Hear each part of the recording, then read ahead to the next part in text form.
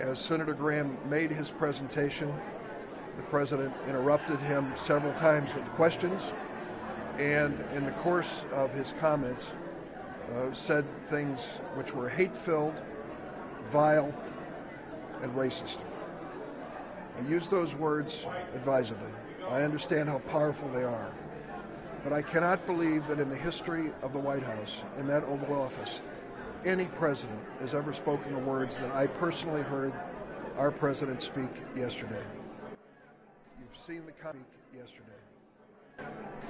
comments in the press. I have not read one of them that's inaccurate.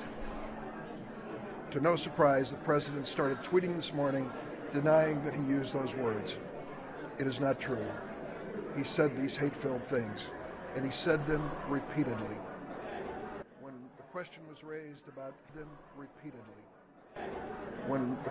raised about Haitians, for example, we have a group that have temporary protected status in the United States because they were the victims of crises and disasters and political upheaval. The largest group's El Salvadoran, the second is Honduran, and the third is Haitian. And when I mentioned that fact to him, he said, "Haitians?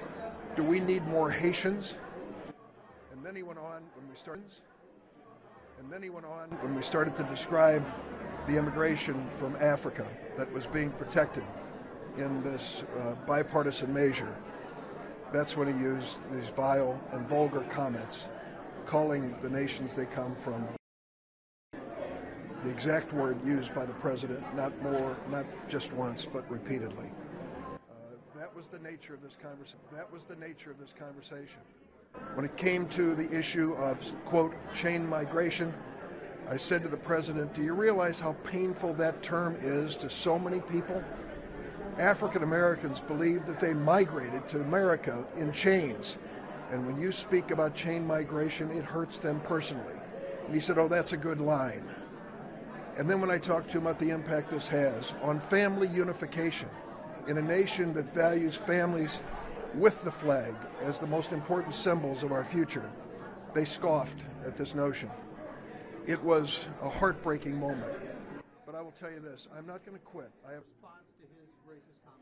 Last night, several Republican senators said that they were embarrassed by what the president said, and they wanted to be more visible in their support of our bipartisan effort.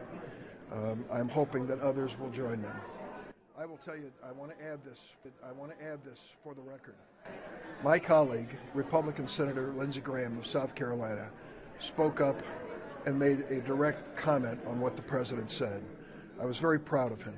It took courage for what he did.